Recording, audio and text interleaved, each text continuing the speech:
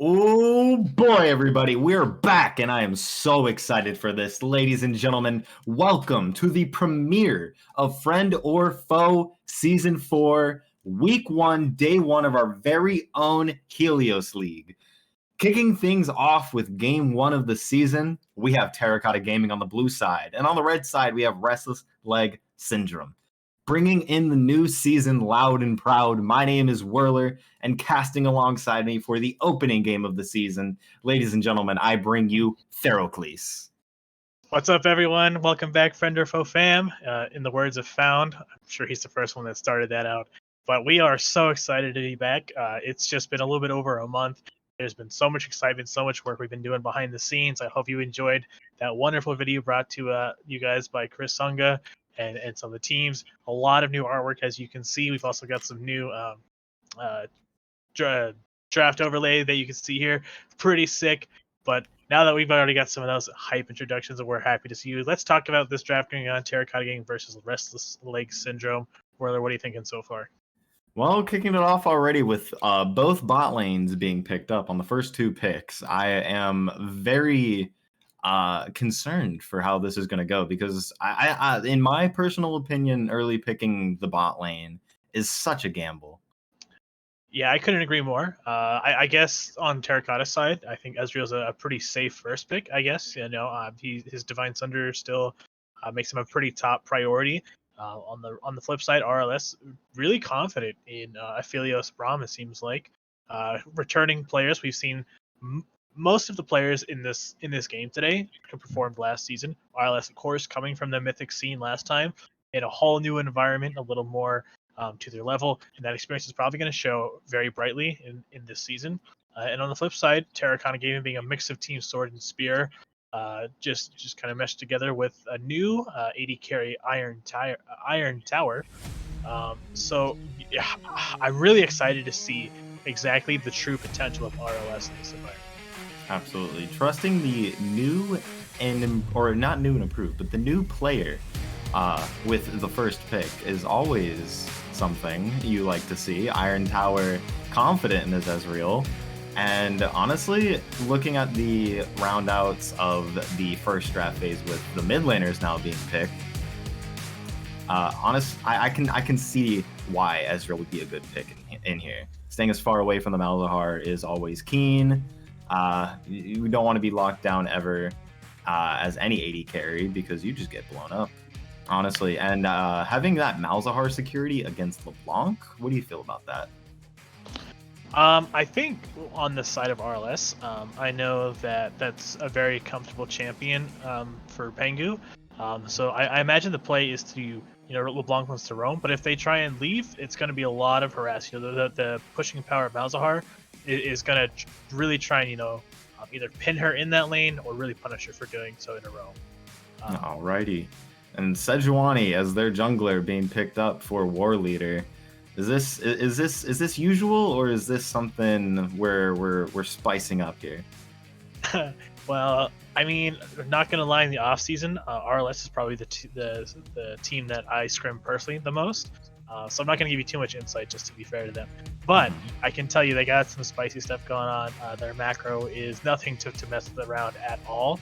As far as Sejuani, this is kind of a newer pick.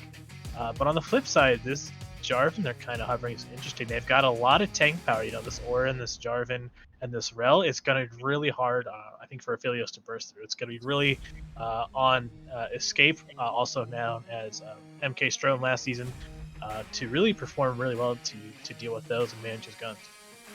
Alrighty, and we're seeing the return of MK Strone as Escape. I like it. I'm excited for it. Set being locked in for the final pick for RLS. This is looking like quite a introduction back into FOF, everybody. I'm excited for this one. Who do you think is going to be taking home the premier game today? No lie, I was digging Terracotta Gaming's draft, but that set pick just unlocks so much for them. I've seen Anti's set firsthand is nasty. I'm looking for some great plays coming out on this first match here, and the potential for any of those tanky targets we just talked about to be flipped into the team it's going to be really hard for LeBlanc and Ezreal to get DPS in around that. So I'm going to go with RLS just from that last pick.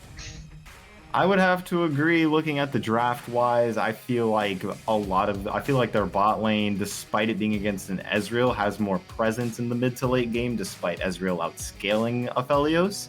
I feel like having the lockdown for threats with Malzahar or Sejuani, and having that tank threat of Set just ulting the Ornn, Rel, or Jarvan into the team of Terracotta Gaming, it looks pretty grim for them draft wise, but we are kicking it off with game number 1 as we load into the Rift. Everybody, we got Ornn versus Set in the top lane. We got Jarvan versus Sejuani in the jungle. We got LeBlanc versus Malzahar in the mid lane. We got Ezreal Rel versus Aphelios Braum in the bot lane. Ladies and gentlemen, we are back. Officially back, no joke. Go ahead and let us know how you feel in the chat section there. Give us your heads up. Just give us lots of spam. Give us lots of love. We've missed you guys, so hook us up with all that. We've got our standard 5-point coming across from both teams. Mm-hmm. So my question for you, Whirler, we didn't get to cast too much last season, but there's a memorable game that we did cast. So do you think I'll be able to get any words in this game, or do you think they're gonna skirmish in the jungle for about 15 minutes at a time?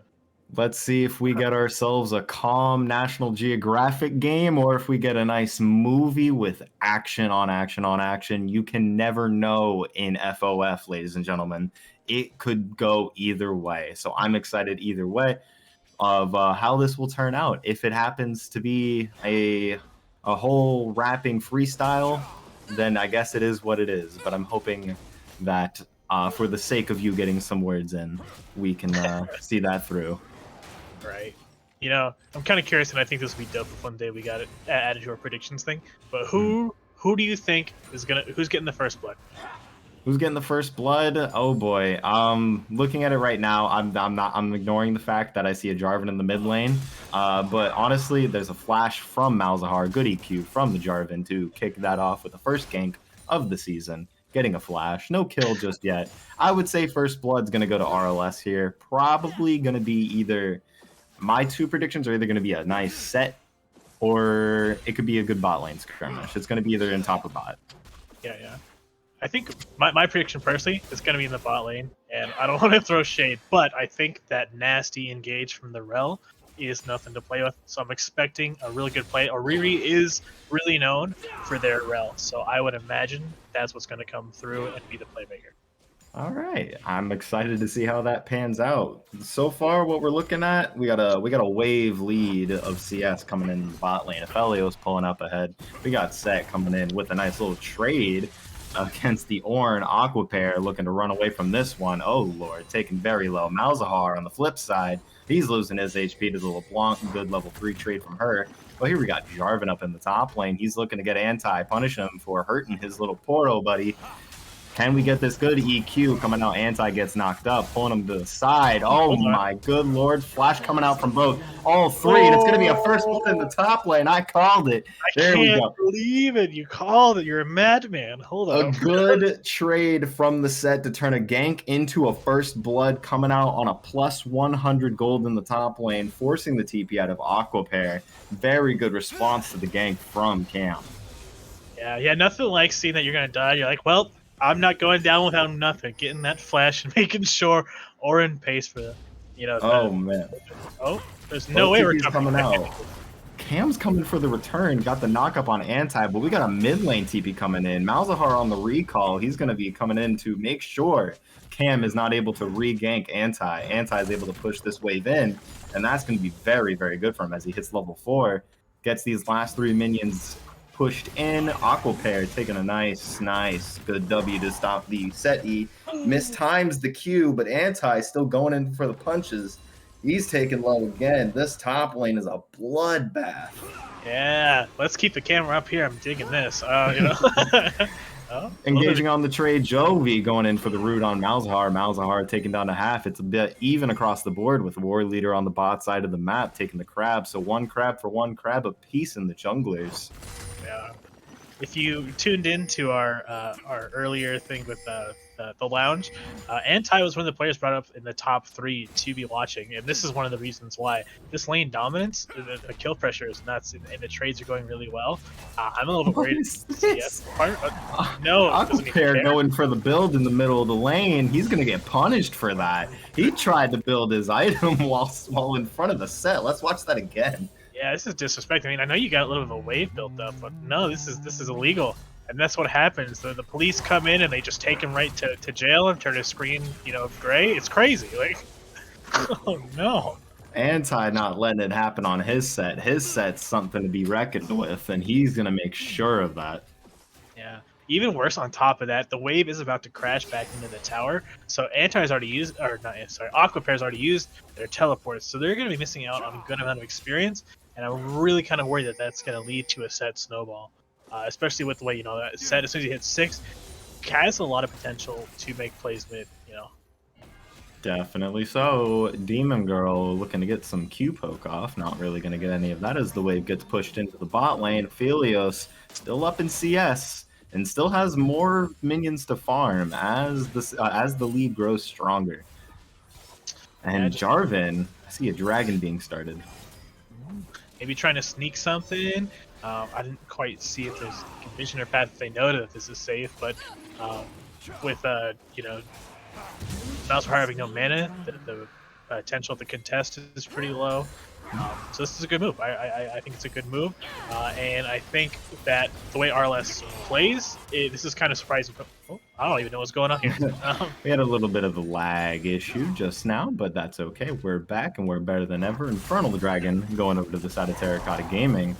And a nice top lane skirmish coming up again. Aquapair has the wave, but Anti does not care. He's pushing forward. He wants this trade.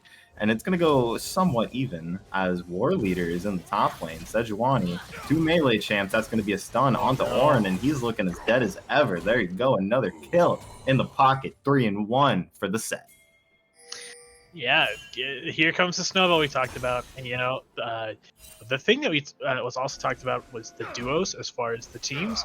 And one that was really hyped to see was Cam and Jovi, the way that they were kind of later additions to the team last season, and they played really well together. And kind of seeing them match up with War Leader and Anti, this is exciting to watch. It's a little bit different than I thought it would play out. But when you kind of look at it, the way the teams are, or the lanes, it kind of makes sense. It's War Leader trying to gank Jovi 2 has very small windows depending on the low block W. And then on the flip side, the Ezreal makes them very safe. So unless they bait some type of real all-in from a Riri, I actually think that punishing this Orin top is the move, and delaying that experience for him to hit 14 to help his teammates, it all makes sense in my mind now, yeah. Definitely so. And this is looking like quite a game. 3 kills in the top lane to make up all of RLS's kills, whereas mid and jungle to make up a half of a piece of the whole 2 that they got coming up for themselves. Terracotta Gaming getting a gank from Sejuani. War Leader not letting them go unscathed, getting a flash out of the Ezreal for the ulti, but also Helios flashing for it, sort of going even there. Nothing happening in the bot lane just yet in terms of kills, but that's more of a CS lead for Escape. Yeah, if one thing, they were able to blow the Ezreal flash. It seems a weird, a little off timing to me, because it would have made sense if Braum had their 6, but... Oh man, this could be it, as Anti is not going to be able to get out of this one. That's going to be a 3-man gank to get a 600 gold shutdown for Cam. Cam coming in to take what he started and finish it. Anti has been shut down, no TP just yet, wave being pushed in, War Leader's going to come pick it up, and that's that in the top lane. Yeah, we kind of talked about the pushing power of Malzahar, trying to pin LeBlanc there. Surprisingly, LeBlanc's built up LeBlanc built up a good CS lead, so this punish isn't too much. Didn't miss out on a whole lot at all for this. And really, they just kind of blew a whistle, and they put on some strobe lights. They had a party top, made sure that this job was getting done, all right? There's no way we're letting the set just do his thing unchecked, and that's a great move from them, especially with Dragon being down, and then picking that right up into a Rift Herald play was a really smart move on the side of Terracotta Gaming. Definitely so. Jarvan holding the Rift Herald. Shelly's coming out soon, and we get to see her in her prime premiere for FOF, the first Shelly of the season. We're excited to see how that one's going to get used. Penguin Soul going to take a trade from Javi. Javi with the pen boots and Penguin Soul with the MR boots to respect the LeBlanc damage. Not too much magic damage on the side of Terracotta Gaming to really warrant the MR, but the CC that they both, or that team does give out, does warrant the tenacity for it. So I kind of see where he's coming from with that purchase.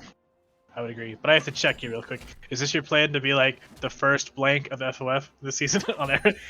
You missed the first scuttle. I'm just saying. You know? I did miss the first scuttle. It's not my plan, but if I catch it and I'm aware of it, it will come out. As RLS, not RLS, but Anti rather, coming up with a good trade on Aquapair. Aquapair really taking a beating in this lane so far. Down only 10 CS, which for all that it's worth, isn't too terrible. Yeah, I would say, the trades haven't been going favorable, but, minimizing the bleeding is good.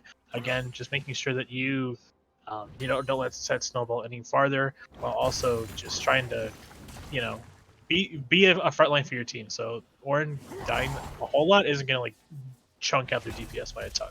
Definitely so. Facebreaker coming out, pulling in the Aquapair. Aquapair gonna have to flash out of that one, but it's just in range for the W to come out and secure that kill. Nice for Anti. Anti with the 420 score, and we are in for a game, ladies and gentlemen. As Cloud Drake is coming up.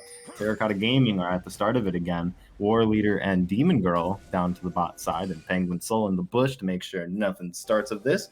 As Terracotta Gaming are going to back away from the dragon, but it looks like it's going to get started for RLS. They want themselves some movement speed, ladies and gentlemen. Correct. Both top lanes are sitting on TP, so it's definitely potential for a huge fight to break out here, as we're going to see. Oh man, Jarvan with the steal, Cam bringing it in for the first Dragon steal of FOF Season 4. With the fight going out, it's going to be Escape doing so much damage in that to get 2 kills for them so far. So it's a Dragon steal for a double kill on the Malzahar. Let's watch that again. Break this down for me, Theraples. All right, let's see. So they do kind of just start it up on one side, clearing out the vision. That you've already got the Pengu, just waiting on the crux. But really, what's impressive is Cam just really understanding, like, the time. Like, they don't have vision on this, so the timing that he's counting down in his head for this smite is by far the most impressive part about this play. Also, on the flip side, I want you in a minute to watch this Braum ultimate.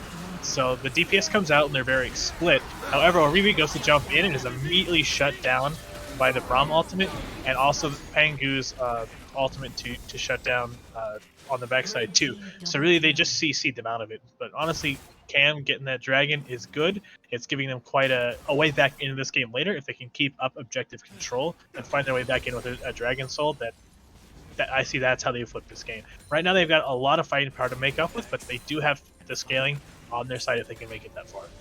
Definitely so. And a Mountain Drake for a team that has Rel, Orin, and Jarvan on it, I kind of like to see it if they want to get that soul. That looks pretty juicy for them, if I'm not going to lie. 2 more dragons for them to get to that soul. Let's see if they can build up their armored MR for free as Pangu Soul. Oh my god, he's going to take a very bad trade against Javi. Javi going in for the all-in and is going to get the shutdown return. That's going to be a paycheck for him. As Cam comes with the Rift Herald in the mid lane, they're going to get some plates and another paycheck for the LeBlanc and Jarvan this time, with Aquapair joining them. And following up with the Rift Herald, this is a really smart play. So, one, we now have our second solo kill of Friend or Foe Season 4. Definitely so, and that was the first Shelly. Shelly displaying some mad power, not getting the tower, but that's a lot of platings in their pocket. Yeah. Yeah, so we're able to hold on to the tower. We got Anti looking here on the flank. I don't think anything's going to come out of it. Just kind of try to back off, re-engage. So now we got some downtime. This is the interesting part about League of Legends for me in the competitive scene, is what do teams do in this time where there's not an objective up for a little bit. So, of course, reestablishing bait, lane control with vision is number 1 priority. So you can watch these movements. And then from there, it's really up to Cam and War Leader to decide, all right, I've got leads here, I don't have a lead here. What do I do with this? How do I control the pace of this game? And you know that I'm not quite sure what the move is here. Totally, I'm not a jungler. Are you sure you're not a jungler? In that one staff game we played, you really displayed a good jungle. Cam going in for the engage on here. Flash ult, or not flash ulting, but raw ulting onto Escape. Escape getting out of that one with his flash. 1 HP on Demon Girl. Demon Girl and Escape are bought very low from this. It's going to be Ezreal pulling out some damage, but the suppression from Pangusol is going to be enough to bring him out of the fight. Oh my good lord, it's going to be Iron Tower going down and Cam following behind. Good turn from RLS to make this a decent fight for them, as it started out very sketchy. It's going to be a 2-for-1, or 1-for-2 rather. And in the top lane, we got anti. Is he going to live? Oh, I don't know if he's going to live. We're on a suspense train for that one. Ryan, break this one down. Thorough, please. Where are we at? Okay, oh, we're watching the solo fight. All right, the flip. Oh, he can't send the ult back. That's tragic. He gets the wall stun, the flash follow up, and then he pins him with the pillar, and then the minions follow up. There's no way he dies, right? Oh my god, he got out alive from that. Anti with the solo kill in the top lane. Javi with the solo kill in the mid lane. What is happening? Yeah, can we chill out? Oh, we got War Leader in the wake. He's gotta go. Oh, there goes. No ulti just yet. Just the W. No ulti at all, actually. The ulti is on cooldown for War Leader. Just getting LeBlanc off the tower. No tower just yet. But I feel like this push from Javi is going to be enough to take that down. Anti is taking in his winnings for his impressive 1v1 in the top lane. Very good on him. 5-2, 20 CS up. This man's looking good. You're missing your opportunity. There's another first. There's another first. Is that the first tower of FOF? First tower of FOF going. Let's go. That's the first tower of FOF, ladies and gentlemen. FOF Season 4 kicking it off right. With a score of 6-9 right now. Terracotta Gaming, RLS. This one's looking very good. Dragon up in a minute. That's going to be Soul Point for Cam if he can get this dragon for them. If War Leader is anxious enough to take this one away from them, they're starting their journey to get 4 Mountain Drakes. Who's going to take the Mountain Soul this time around? We'll have to find that one out, if they even take it, if the game lasts that long. I feel like it will. How about you? I think it's a good potential. Like TG, all of their behind in kills right now, they're kind of pacing and controlling areas very well. But on the flip side, as I'm kind of starting to like read some of these plays, I'm gonna have to hold on to this point. Maybe. Well, potentially. War Leader is going to call off the forces on that one. There's not going to be a gank coming up in the top lane just yet. They're giving Aquapair a break. Okay, cool. All right, thanks. Anyway, what I was going to say is they're making a lot of moves without a lot of understanding, I think, or tracking of Sejuani and War Leader on this side. Because, you know, Cam is making these aggressive plays, which would be good, but he's not suspecting the counter ganks. So, like, when that first dragon went through, it went fine, and then this last play he made in the bottom, you know, with the ultimate into the Auriri flash, was all really stylish, but then it all of a sudden turned into a 4v2 a lot faster than they thought. So I think that is probably the biggest critique I've seen so far, is not tracking the jungler or the rotations. All right, we got Aquapair coming in with the TP. The dragon was started by RLS. RLS on the top side of this fight. We got TG at the bottom side of this fight. Pay attention to the engage as dragon goes down to 3,000. Ornalt coming out. Here comes the Ornhorn. It gets blocked by the unbreakable shield from Braum. It's going to get started. Jarvanalt coming in. Jarvanalt actually still didn't go in, but Cam stealing the dragon once again. They continue doing it. Cam went in for the suicide, and he got the dragon. That's Soul Point. And it's going to be Escape doing so much damage in the backline from far away with the Crescendum, with the Calibrum. That's going to be a nice Q landed onto Iron Tower from RLS Escape. Escape going to take that one for himself. And Aquapair, 1 HP running away. That's the last of Terracotta Gaming. Can War Leader get it? 1 HP from Aquapair. He's running away. I think he got it as he walks towards his tower. It's not going to be enough. War Leader takes it, and that's going to be a 5-kill fight for RLS. Yeah, just trying to keep it away right out of hands, you know, just trying to make sure the ace doesn't come through. A lot of beautiful things happening in that last fight.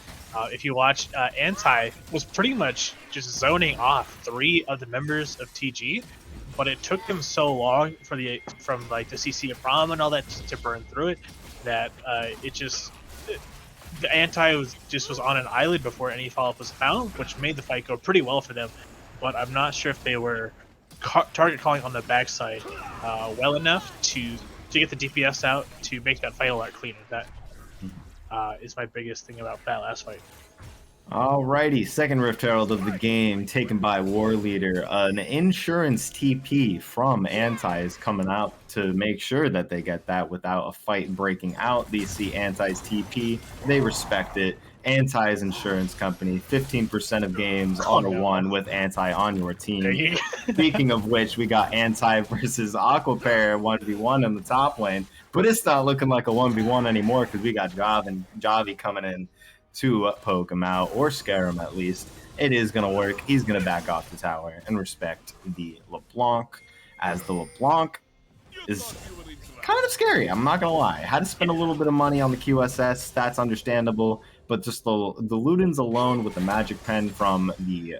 Ooh, wow. Helios being a little too forward there, forced to flash out. Is going to stay alive, isn't going to lose his HP, will have to blow his flash. Moving back on to LeBlanc. That's a lot of damage coming out from a champion like that. Good assassinations will bring this in Terracotta Gaming's favor. Let's see if that's happening. As in the top lane, Anti is going to be taking that tower. He's not caring about Aquapair. Aquapair is going to have to run away from that one, but he will live. As the Ornhorn comes out, Anti's walking forward. He's going to get ulted. Aquapair having to E out of that one. W coming in unstoppable. 1 HP from Anti, but the shield is going to be enough to kill Aquapair for a 7th time. Oh my lord. I'm just so torn between rooting for Aquapair and also like trying to put up a meme of that SpongeBob thing where it's like, how many times do we have to teach you this lesson, old man? You know, like it's crazy that this keeps happening, and I'm still on my seat to decide who is supposed to win it, you know? Like, putting credit where it's due, and in all fairness, that one was very close. He almost won that one. So I will give that to him.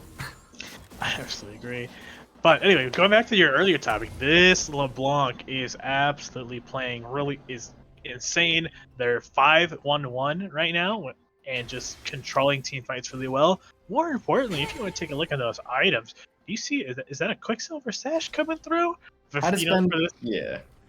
Yeah, the Braum ultimate, the Sejuani ultimate, the Malzahar. Their CC is so much that they're like, I'm not being caught. So it's just a matter of which one. You know, it's the tricky part. Which one do you CC? Which ones do you dodge? So as long as Jovichu keeps this up, there's potential here. Again, we're on 3rd Dragon, coming up in just a minute. This is a super fast soul potential. Definitely so, and Cam's smites have been on point this game.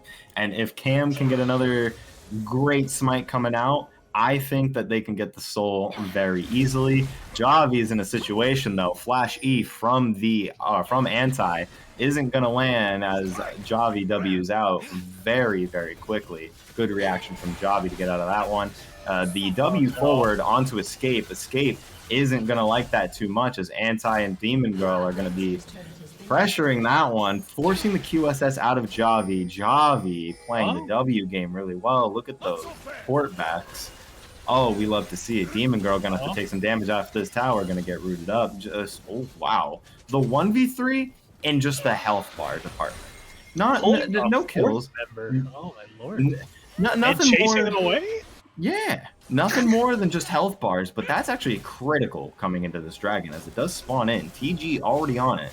And it's the same formation, by the way. On the bottom side of the river, you got TG. On the top side of the river, you got RLS. Go. He's buying again. Okay, thank God. Let's see if War Leader is going to engage this fight. He does have the ultimate ready. He does have the ability to. Or is he going to save it for a potential Jarvan steal and try to stun him up before he can get in the pit? That could be 2 possible ways to use it. Ornhorn is sounded. Ornhorn was not able to go off due to the silence. And it's going to be the start of the fight. We got Javi getting ulted off to the side by Malzahar. He's going to be very low and is actually going to go down to the Malzahar dot. Or on the other side, it's actually going to be both the bot laners. You got MK and Escape. Or you got Escape and Demon Girl going down as well. And it's unfortunate for Pengu Soul as he's caught up in the mix as well. Cam playing that really well. And off to the side, you got Anti trying to save it.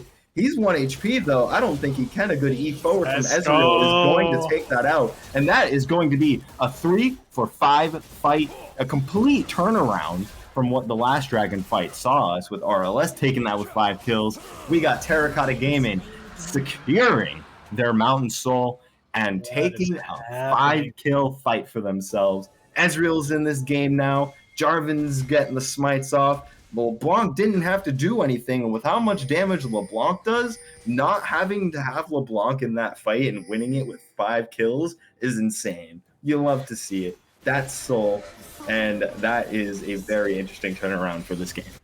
I could not have predicted this happening at this point. Like, the first dragon, cool, the second dragon, sick. 4 dragons in a row.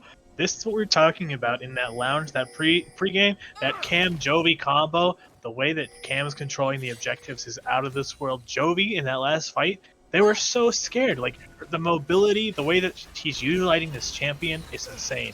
Probably one of the best champions and performance we've ever seen out of Jovi on the FOF stage here. It's just, this is the gaming that we came here to see. Thank you so much to both of these teams for putting on such a first good game. Oh, thank you. We're so glad to be back. But guys, this is so good. They have to be less scared of Jovi. Like, they have to make a commitment. They've got so many resources, and yes, the Quicksilver Sash is detrimental, and she's using it very well. But you've got so many more tools that, the Malzahar can push R on her, but it's not going to kill her. You can't then just turn around to fight 4v4. You have to, do the chores, clean up, eat your vegetables, and kick out the targets. We got another fight, ladies and gentlemen. We got Anti getting caught out on the blue side of the blue jungle. He's going to be going down to 4 members. A good ulti from Ezreal is going to almost hit 4, but it's not enough. Javi getting stunned up. QSS back on that one. Actually, it's canceled. QSS is still up. While Ornhorn going to be sounded, it's going to knock up Escape and Demon Girl. Demon Girl is going to get cleaned up for that one, and RLS is running with their tail between their legs, and that's going to look like a barren fight for Terracotta Gaming. Let's see if we can get a good smite on this one. It is up. Cam, he's ready for this one. His F key has been prepared, and it's going down rather slowly, but this early in the game, that's definitely normal. Pengu Soul cutting his losses, taking the Wolf Camp, and War Leader looking to contest this dragon. Isn't going to get caught out on any wards either. No wards in the red side jungle. Is going to be enough to get there in time. I'm not sure. There's an Ornn on the defense. The goalie is out. The E is missed. He doesn't care. He's running in, and he's going to take it. Anti with the TP. He's going to steal the dragon for RLS. RLS looking to clear this fight up, as they're both taken low, but Oriri is taken out. War Leader goes down as well, but Anti's coming in. Good Sterix shield from Anti is going to let him live a little bit longer. It's enough for the Facebreaker to come out, but I think that's Facebreaker. I'm not too sure. Let's get our instant replay on the Adobe Creative Cloud replay. This is beautiful. The TP coming in from Anti on the backside. Picks up, cuts the DPS, takes out. Oh, this might come through with 80 health. Exhaust. Oh, this is just insane. Well played, Anti. Well played, War Leader. This is exactly what your team needs. You take your deaths, you take the penalties for what's going on, but you're fighting your way back into this game. It's really gonna be, Pengu's been really putting out the DPS and keeping it up. Now it's on Pengu and Escape to make this count. You got three Baron buffs at this point. What can RLS do? I talked about their macro earlier. Let's see, if they can make this worth it. And we got Malzahar, speaking of macro, pushing up the bot lane. He's going to be splitting it up, getting some towers with this Baron, giving themselves some extra edge on this one. The experience that they have gained from stealing the Baron is actually very vital here, because it puts a lot of what they were behind on even. If you look at the levels, it is essentially even, aside from probably top lane, because set, yeah. But across the board, the levels are now even, and that is essential for RLS getting back into this game. That's a good sign that things are going to, or that or the levels being ahead or even for RLS is a good sign of being able to be stronger in fights. The gold they receive from the Baron and the leads that they have are enough to sort of ensure that. Ooh, are they going to start a fight here? I'm not too sure. They don't really have too much engage, as RLS has disengaged to get out of it if it does. But Terracotta Gaming are sort of claiming the red side blue jungle, and I think that's all she's going to write on that one. But what do you feel about RLS coming back into this game with that Baron? Right now they're kind of on a timer. They've got to use the Baron buff that they have to make an impact on the map as far as pressure wise with controlling the waves. That it's going to make TG have to question if they have to respond to them or if they're going to set up for this Elder Dragon, which is pretty much, I think, their win condition at the point. So you make them, give up too much that you get back into the game, or without giving up Elder. And again, it's really going to be on the DPS and the positioning of Escape and Pengu to make these fights happen. Definitely so. And Elder coming up in 1 minute. We'll get to see where that goes. Mountain Soul already claimed for Terracotta Gaming, and those shields are looking mighty nice on them, if I'm not mistaken. RLS going in for the bush strat. It's going to be enough to lock up Cam. Cam is going to have to bust out the stopwatch. Stopwatch already expended, but that's going to be Jarvan coming in for the ulti on 4. A bunch of Zhonya's were popped by RLS. RLS is getting AoE'd. Oh my god, is this FOF's first penta? No! It was stolen! No, that's gonna be me later, don't you worry, I'm gonna get that first. Oh my god, what even happened in this fight? Everything happened so quickly, there was so much AoE damage, and there was so much killing, I couldn't keep track of any of it, but honestly, good cleanup from Terracotta Gaming to start this before Elder even Look at that Oriri and that Cam simultaneously flashing forward with the Cataclysm and the Magnitude all full on Oriri is insane. Pengu's coming out with 2 HP, the AoEs are flying all over the board.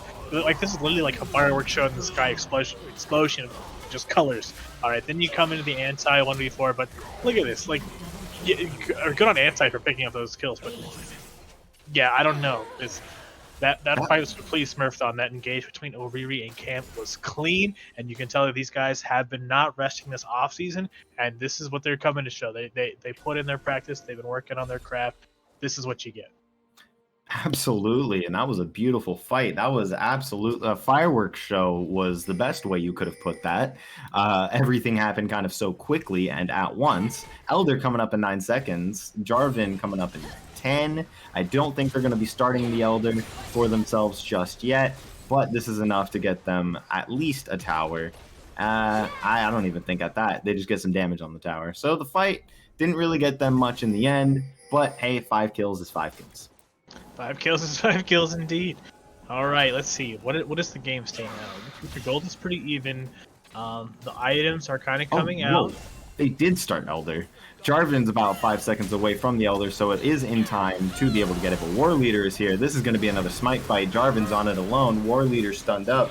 Is he going to be able to get into the pit in time? 1000 HP. That's going to be a smite fight won by Cam. Elder Dragon is going to be for Terracotta Gaming. War Leader is caught now that he's tried to steal it. And he's going to get out. And the Elder Dragon isn't proc just yet. One more. Boom. There you go. War Leader going to go down. And that's 1 kill so far for Terracotta Gaming. They're looking to wrap this one up. Theracles. Well, that was insane. Okay, it was really well played. But on the side where Iron Tower just chased out like 4 of them by himself, that was crazy. I mean, Ezreal is playing so good right now. 10, 2, and 8. That Divine Sunderer and the slow Grudge is no joke. Cutting through that tank line, just a piece. That's gotta be the last fight. Like, this siege is massive, especially without the disengage from Warrior. They still got out from Braum. Like, I don't. Maybe they go back just to be super clean, but I don't think there's any resources. I think this is the push that they go for. This potentially is. Iron Tower is ready for it. He's far up. Everyone else is like, all right, can I go home now? Iron Tower is not giving up on him. He's finally hitting the brakes on that push. He was very far up and still is looking for the Qs, and he's going to find one on the escape. He wants to fight this, but it looks like it's a little bit split in terms of the decisions. They're going to call it off. They're going to go back. They got Elder for another minute-ish, and they're going to look to end this game on the Baron, it looks like. Yeah, I'd say we got Baron coming up in about 30 seconds. RLS is probably looking to just try and get some vision over there, try to get ready to contest for this. We got ultimates coming back. Yeah, everyone's up. There's a few flashes missing on the side of RLS. No exhaust on the side of Oriri. Jovi's sitting on everything though. Man, The Quicksilver Sash and the Zonius is just so much to deal with. Like you can't hard focus, otherwise you start getting so much damage from Iron Tower coming out. Oh, this better not be a Ooh, pick. Demon Girl is caught out a little bit. Gonna have to throw out the Unbreakable to ensure survival. But that's going to be Anti getting jumped on. Anti not really able to get too much. A good W is enough to do some damage to a Riri, but a Riri doesn't care. And Iron Tower is going to take that kill with the Elder. Good Unbreakable from Braum to stop the Ezreal ult from doing anything to his team, with the Elder Drake still on them for just a little bit of time. It is going to be the Baron being started for Terracotta Gaming. Are we going to get another steal from RLS? It surely can't be from Anti this time around, but it looks like they've called it off. They're recalling. This goes for free to Terracotta Gaming, and they're going to look to get another reset and probably end this game on this next push. There, please. Yeah, the pressure's got to be coming through. Anti was forced to use the teleport from the catch onto Demon Girl. Did the best he could to just really get out of that situation, but there's so much power, from the rel. Like unless you're willing to blow flash, which was down on the side of Anti, then you're just kind of stuck in their world. The pull, the stud, the flip afterwards. Not to mention, just a Jarvan drag flag. Also, that Nara corridor is fantastic for Ord. They were to keep the Jarvan ult and Orin's battle horn call. So there's so much tools that they still had that it was very hard for RLS to do anything off with Anti down, also being their strongest player. So that it's a 4v5, but really the stats are so much farther gone with the amount of gold missing from that player. Definitely so. Elder Dragon buff is down for Terracotta Gaming. They don't have that edge, but do they even need it as they push these Baron minions into the base of RLS? Javi going for some poke on escape, not going to land most of it, as a good Unbreakable is going to stop Demon Girl from taking that ult. Ezreal looking to get some good Q-poke on this as the Orin Horn comes out, responded to by Anti-Set. That's going to be the flag and drag Cataclysm onto escape from Jarvan. Iron Tower going to be responding to that with a lot of damage. Aquapair in the background taking a lot of damage. He might go down, but might not, as LeBlanc and Ezreal look to clean up the health bars here, and that's one more for Pangu as he goes down as well. Anti left to fend for himself. Javi going down to the base turret. Oh, that was the Fountain really taking him down on that one. Cam looking to get Anti here. Anti left all alone. A Riri going down to the Fountain. Anti getting one. There goes the Ornn. Ornn going down. Anti's looking for Iron Towers. They're looking to end this game. And ladies and gentlemen, that's going to be game number 1. Terracotta Gaming taking that for themselves. And that was a beautiful introduction to FOF. Welcome to Season 4, everybody. Correct. The first victory of Season 4 FOF. Thank you guys so much for joining in. That was a fantastic game. Couldn't have asked for a better match to kick us off. Thank you so much, TG, and thank you, RLS, for a great performance on both sides. There was so much, going on between both of them. But honestly, like we talked about in the pregame, this Jovi Cam combo was nuts, and Oriri absolutely just smurfed half of those fights. It was nuts to watch, and they got half of their best champions. Jovi's, LeBlanc, and Oriri's Rel, just fantastic. That it was so great to watch. And that, absolutely, I 100% agree. And looking at this damage, Ezreal really pumping it out for TG, and Javi coming in close second for blue side. But let's take a moment to assess Anti's damage. I mean, despite losing, he had top lane kingdom the whole game. That's a lot of damage coming out from Anti. I like to see it. Anti-Set is definitely a force to be reckoned with, regardless of the loss. I hope he does not let that get to him, and he is able to show us a win with this set, because I see a lot of potential in Anti-Set. Not even potential. I feel like there's more than just potential behind that, but that was a beautiful demonstration of these two teams. I'm excited to see them as the season progresses. That was a wonderful game 1, and I am so excited to be back, and I am so happy to see everyone here again. Hope you guys are as well. We're going to conclude game number 1 on that. Stay tuned. We have an interview with our winners from our one and own Edgeworth, and we will see you guys very soon for that. Don't go anywhere. Don't hit that red X in the corner, because we will see you very soon for that interview, and I will see you guys for game number 2. Don't go anywhere.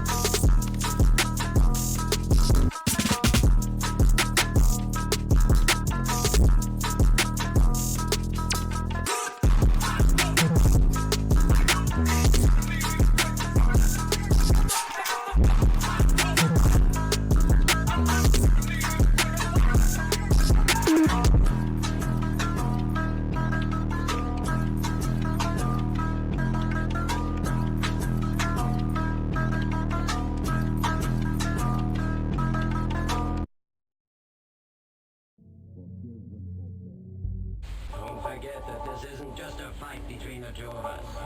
The principles and styles of our two schools are also at stake here today.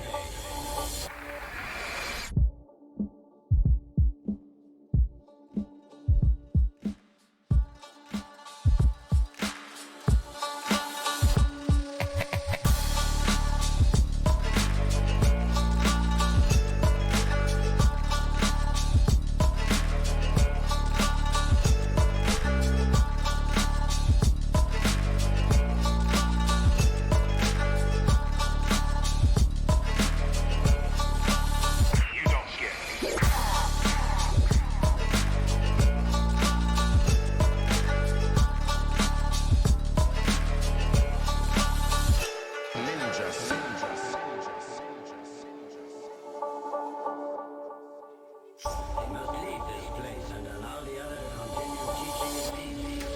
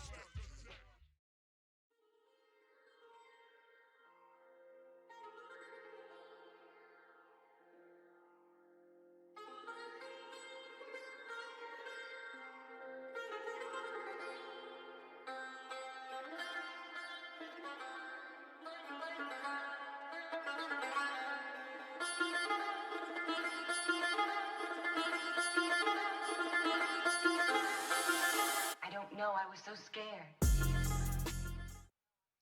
Welcome back, everyone. It is Chris Edgeworth here for our first interview of FFS Season 4 for Friend or Foe. I am Chris Edgeworth, as I said. I'm joined today by Iron Tower from the victorious Terracotta Gaming. Welcome, Iron Tower, to the league. Congratulations on your first win for you and your team. Talk to me a little bit, if you would, about coming into the league yourself as a rookie and what it was like preparing for this season. Yeah, thanks. So, I mean, it's pretty cool. I don't really have that much of a competitive history, and a lot of my clashing has been with friends, chilling and stuff. So, my proper competitive play has not been that extensive. But yeah, so coming in, I played a lot of duo queue with our support, and that's kind of how I ended up on the team. And um, everyone on the team has a little bit more experience. I, specifically for coming into competitive play, it was kind of I'm going to stop playing my YOLO queue champs and start playing champs that work with our team comp. So, I've been personally, practicing some of those and getting to know playing with the team a little bit better. Yeah, I think a lot of people misunderestimate, to quote a former president, a little bit of how much things will change, even if it's not, the pro level, so to speak, but just organized play is its own beast, So it's great that you were trying to adjust your frame coming into this, knowing you can't just, just slam Zed in every composition, so to speak, like I see in all my solo queue games. So let's pivot that onto this draft. You were on the Ezreal this game. It was excellent. Talk to me, Thanks. if you would, about just overall what your thoughts were on this draft that you guys put together against Restless Leg Syndrome. Yeah, I mean, it was a good draft. Call out to Projecki, wonderful draft. Big draft gap, I think. We so spying what they play, spying what we think they're going to play. The Malzahar was not unexpected. We kind of went in looking for, how do I we kind of like to play these, kind of wombo-y comps. As you saw, obviously we have a wonderful Rel who does magical things with that champ. And it, the draft itself, like, just losing my train of thought here. The draft itself, like playing around later game, building into late game, because like we knew that was going to happen. We knew early game where like I'm not as strong as Helios early mid fights. It's just not the case. We know how we need to take some of the fights. We didn't always take the fights that way. And that I think was a little bit evident in some of the early team fights. But luckily, Cam was on his feet to steal positives out of those fights, even if they went a little poorly.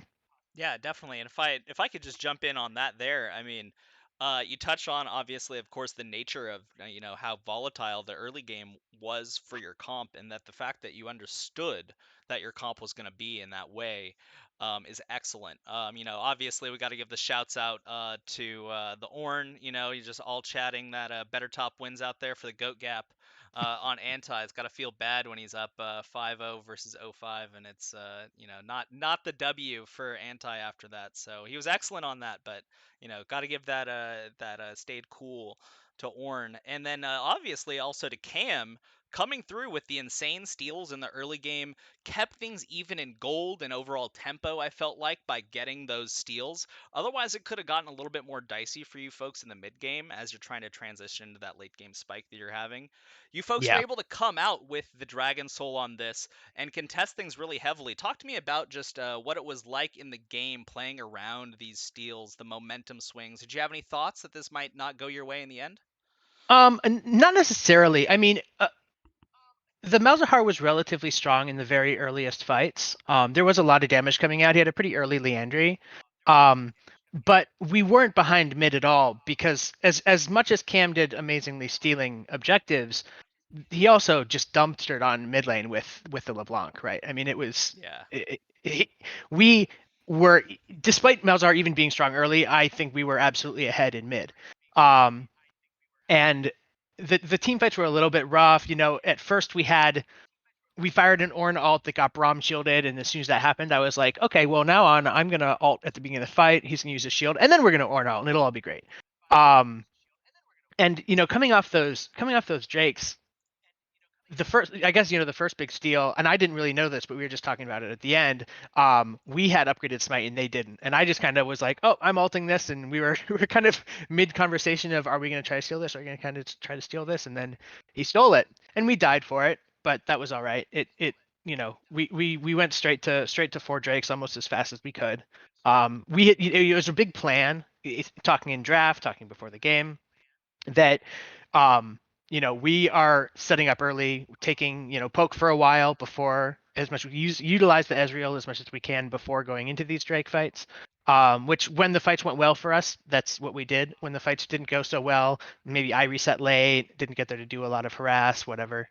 And then we didn't get the fights, but still got the objectives. So there wasn't really ever a point that we just had like a devastating loss of a fight or something where we didn't get anything good back. Yeah, I think I think you said it all there, and I do want to tip my hat to you, Iron Tower, joining the league as a rookie, but also on this first interview, incredibly well spoken way to explain the thought process of what's going on in your head and the discussions amongst your team. I appreciate that a lot. Thanks so much for this interview. Before we step away, though, Iron Tower, do you have any final thoughts, any shouts out, or any flame that you want to get out on the broadcast while we have you here? No, I mean just I'm happy for the team. Even with what was going on top lane, I don't know that Aqua is the most beloved to playing Ornn with himself, and just trying to deal with that top lane into a set that is not the greatest of lanes, and for sure not the most fun thing in the world to do, but did it, and then teleports down and goat ults them, and we win the fight. And so it was all good. Yep, and then the rest was history, as they say. So thank you so much again, Iron Tower, for joining us for this interview, and congratulations to Terracotta Gaming, our very first victory of this Friend or Foe series number 4 for our Helios League. I want to thank everyone who's been joining us so far, but don't go anywhere. We will be right back shortly with our second game of today, so don't go away.